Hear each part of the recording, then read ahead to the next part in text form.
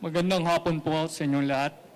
Ako po si Juanito Dona Jr., first nominee ng ating guro, TDC o Teachers Dignity Crusade Party para sa party list po. Kami po ay nagsusulong para sa karapatan ng mga guro, ng mga bata, ng mga magulang na may mga anak na nag-aaral sa ating mga paaralan dito sa Pilipinas. Sinusulong po namin ang karapatan ng mga guro. Kaya po kami ay tumatakbo bilang isang party list. Meron po kaming mga tinatawag na major platforms. Ito po yung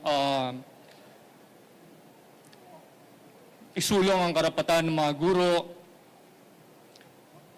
quality education and lifelong learning, at tamang budget para sa edukasyon. Okay. Sige po. Sir, may 45 seconds pa po kayo. Okay. Ninanais po namin na mapabuti ang kalagayan ng edukasyon sa Pilipinas. Marami pong mga programa at kami po ay nakikipag-ugnayan din sa iba pang mga education sector para lalo po natin mapabuti ang kalidad ng edukasyon sa Pilipinas.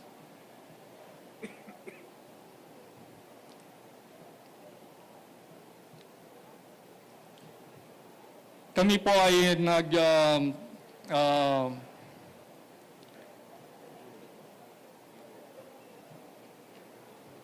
ay nagpasa ng tinatawag nating certificate ng CONCAN para po ay makasunod kami sa proseso ng halalan. Okay, thank you po. Tanong po sa media, 8 minutes. Jean, Philstar.com. Pakipasa po ng microphone.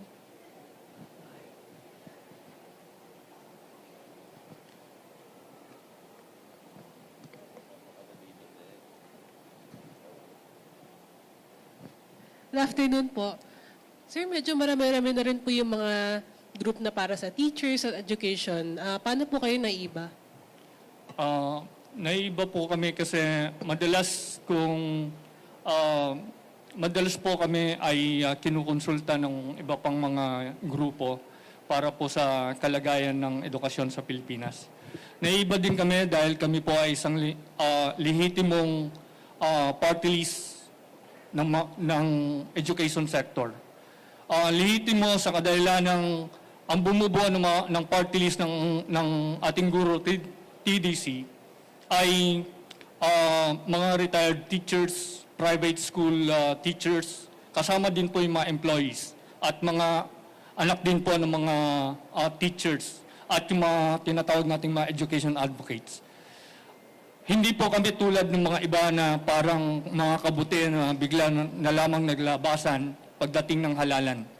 Kung titignan po natin, 2022 elections, nandun po kami sa 58th rank na nakakuha ng 217,000 votes. Ito po yung ating guro party list. At kami po yung naiwan sa 5 ibinitin ng proklamasyon, kasama ng ALIP. Noong 2016, nakakuha po kami dyan ng 217,000 votes. Noong 2016, nakakuha po kami ng 234,000 votes. At kami napasama dun sa sa program of proclamation.